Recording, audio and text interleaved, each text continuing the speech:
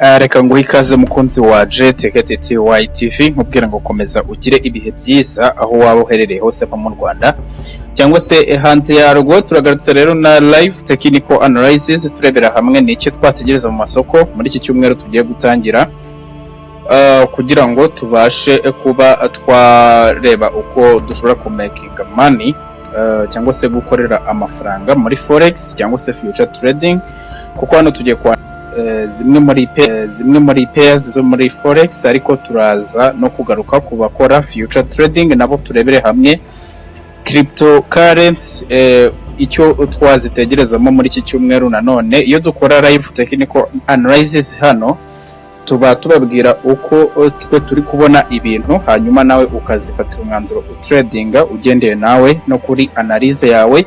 Niba rero usanzwe uzi Technical Anlysis biba byiza iyo bisubiwemo, kandi nanone niba utayizi ikintu cyo gihe ngukurikirire hano, cyane ko hari abantu baba baratangiye kubyigisha, kuko nabyo ni ibintu bishoboka bashingiye nyine kuri izi live Technical Anlysis tugenda dukora. Niba rero aribwo ubwa mbere ugeze kuri YouTube, ushobora gukanda subscribe kugira ngo utazajya ucikanwa n'ibiganiro tugenda tukugezaho, haba amakuru ajyanye na Forex Trading, live Technical Anlysis ndetse n'amasomo tugenda tubagezaho mashya. Gusa kuri uyu munsi nyine ni live Technical Anlysis. Reka rero dutangirira kuri New Zealand card. Reka duhere kuri New Zealand card rero uko bigaragara uyu munsi nifuje gukorera muri time frame y'amasaha abiri. Uko bigaragara rero iri bullish no kwamuka ahangaha rero ikimara gukora break of structure mu gihe yari kuzamuka. Nubutsa ko twe dukoresha smart money concept. Ikimara rero gukora break of structure nta kirira ntegereje uretse kubona inducement ivamo. Hano rero ryakoze take now, imaze gukora take now hano kuri JTTY TV kuba inducement isoko ryayikura mu isoko, nibyo twita take now, isoko rero kimara gukora take now twe duhita twibaza tuti nihe hari order block iri valid dushobora kugenderamo. Order block rero yari iherereye hano, anariho dutegereje ko isoko ryacu rigomba kuyizamo rikabona gukomeza urugendo rwo kuzamuka. Ariko mbere yuko dutegereza iyi order block, turabona ko isoko hano ryagiye rihubaka ryahubatse liquidity, ndetse liquidity yacu ikaba yamaze kuba isoko ryayikuramo, isoko ryakuyemo liquidity. Dutegereje iki rero? Dutegereje ko isoko riza rigakoramo hano, ryamara gukoramo tugashaka confirmation, ubundi tugakomezanya naryo, ndetse tugakomezanya naryo tuvuga tuti rizagarukira hehe? Rizagarukira aha hejuru hano, rizakorera break of structure yindi, rizakorera indi break of structure, niho tuzavuga tuti niho tugomba gufatira take profit. Ku bantu nanone rero mu tradinga ibijyanye na accumulation na manipulation, hano isoko ryacu ryari maze kuba ryakora manipulation hari hejuru, yari yamaze gukora manipulation. Hakurikiraho iki?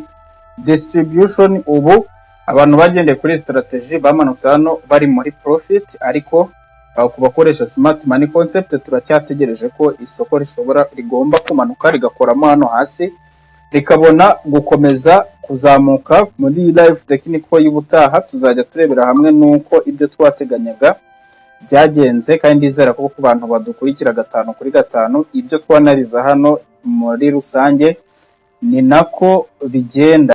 Reka dukurikizeho USD/GPY muri time frame y'amasaha abiri. Iri down trend biragaragara, ndetse hano ikimara gukora break of structure nta kindi dutegereje ko ishobora kuza hano igakora take out. Yamara gukora take out twebwe turashakira entry kuri order block iri kuri uru ruhande. No, dufite zone yo guseringiramo, ariko nitwitegereza neza muri time frame y'umunsi, turasanga hari indi zone iyi market ya USD JPY imaze kuba yageramo. Ahangaha imaze kuba yahagera. Ahangaha rero ikimara kugera muri iyi zone tukanyarukira muri time frame y'iminota 15, ntabwo dutradinga dukoresheje time frame imwe, kuko ushobora kubona amakuru ashobora kuba atariyo. Dufite ko change of character hano muri time frame y'iminota 15, ndetse iyo change of character yabaye hano imaze kuhaba. Rero twe dufite order block hasi, iyi order block rero isoko byaje kuyifiringa nyuma yo gukuramo liquidity twari dufite yo mu bwoko bwa trend line, kuri uru ruhande. Iyi liquidity rero ikimara kuba yavamo nibwo isoko ryaje rijya muri order block. Rimaze kujya muri order block rirazamuka. Ahangaha rero target yari iyihe? Target yari iriya high, cyangwa se bitewe na risk to reward ratio ufata, stop loss ikajya munsi ya order block, take profit kuri iriya high. Hano rero harimo reward ratio, risk to reward ratio ingana na 3.8 kuri wowe rero ufite risk to reward ratio ya 1/2. Ushobora kuba take profit warayifatiye hano, ayawe warayabonye bitewe n'iki? Bitewe nuko warebye muri daily time frame ukaza gusanga soko ryageze muri supply zone aho ugombaga kuzamukira, maze wamara kubona confirmation ukazamukana naryo, take profit yawe ukaba urayibonye. Ni ikiro turategereza muri iyi USD JPY. USD JPY icyo turayitegerezamo nuko turategereza ikaba yamena hano hejuru. Nimena hano hejuru turamenya ikomeje kuba bullish muri iyi lower time frame, dukomeze kuba twayitradingiramo dushakiramo trading opportunities, cyangwa se tugategereza nanone ibi byo mu masaha abiri. Biraterwa nuko ubyifuza. Impamvu range hano muri daily time frame nuko nari namaze kubona ko yageze muri supply zone hariya muri daily time frame. Hano rero mu masaha abiri nta kindi turategereza uretse gutegereza ko nyine byajya hari muri order block, tukongera tugashaka confirmation, tukaba twamanukana naryo. Ibi rero bikaba ari byo twategereza muri iyi USD JPY. Reka rero turebe muri Audi Swiss rero nta kindi kirimo uretse ko mu bigaragara iri down trend.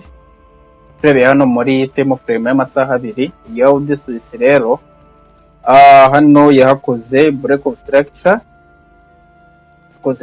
structure, imeze neza. Maze kuhakora break of structure rero yari yanakuyemo inducement. Twe dufite hano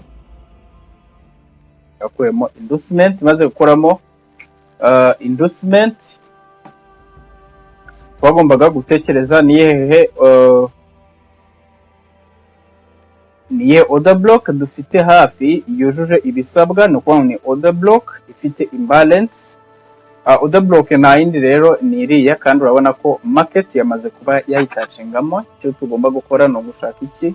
No gushaka confirmation muri lower time frame, ubundi tugakomezanya nayo uru rugendo rwo kumanuka, ndetse iyi ikaba anari trade tugomba kwitega, kuko niyo izatubangukira kuba twayitradinga tugakomezanya nayo. Take profit nyuma yo kubona clear confirmations tukazayifatira hano hasi, CR ikajya hano ukuri hejuru ya order block nk'ibisanzwe nkuko dusanzwe tubikora. Ubwo rero wowe icyo urakora hano kuri Audi Swiss ugendeye ku buryo ufata umwanzuro wo kwinjira mu isoko, nibwo urakoresha winjira muri iyi Audi Swiss kugira ngo bibashe kukorohera kuba nawe ushobora kuyikuramo amafaranga rero dukomereze kuri Audi card. Iyi Audi card rero nayo mu bigaragara iri muri down trend, iri down trend cyane, ndetse hano mu bigaragara ikimara gukora breakout structure, nta kindi twagombaga gushaka uretse gushaka inducement, tukareba ko iba taken out, ndetse hano inducement yacu yari imaze kuba taken out.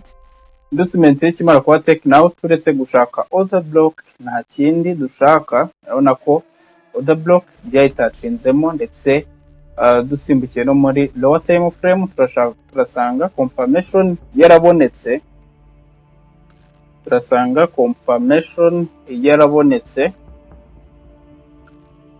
confirmation rero kimara kuboneka winjira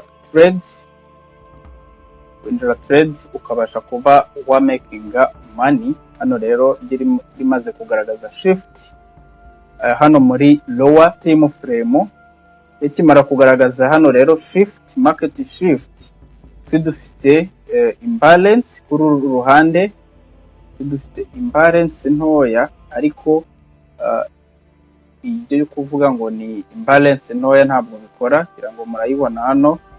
Iyi imbalance rero niyo twagomba gufatiraho trade, ariko stop loss ikajya hejuru ya order block. Ni ukuvuga ngo uko byari bimeze twagombaga kwinjira kuri iyi order block, no kuri iriya fair value gap, ariko CR ikajya hejuru y'iyi order block, hanyuma trade yo iracyakomeje bitewe rero n'uburyo utradinga hano isoko rimaze kuba ryagera kuri 1.7 risk to reward ratio. Reka rero dusoreze kuri Bitcoin.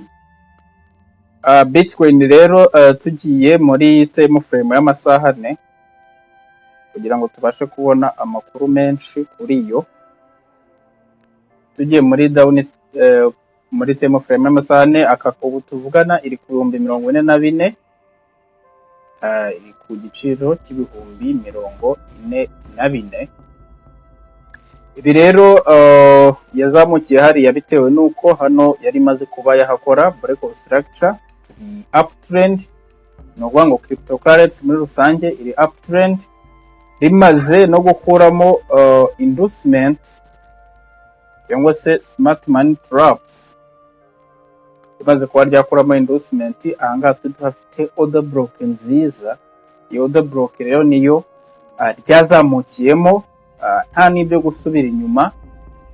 Rigeze ahangaha rero ubona harigeze. Icyo tugomba gutegereza ni uko iyi Bitcoin ishobora gukora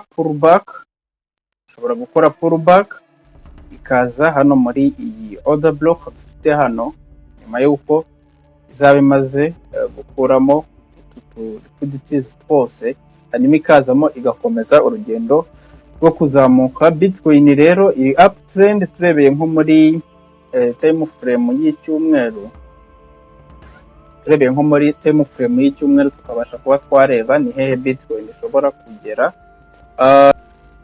No kuvuga ngo Bitcoin birashoboka ko izagera hano hejuru mu bihumbi 68, ariko ubu tuvugana yamaze kuba yagera muri order block. Dufite order block hano yamaze kuba yageramo. Ahangaha rero ishobora no kutaharenga, igasubira inyuma gato, ikabona kuzamukana insanzwe zidasanzwe.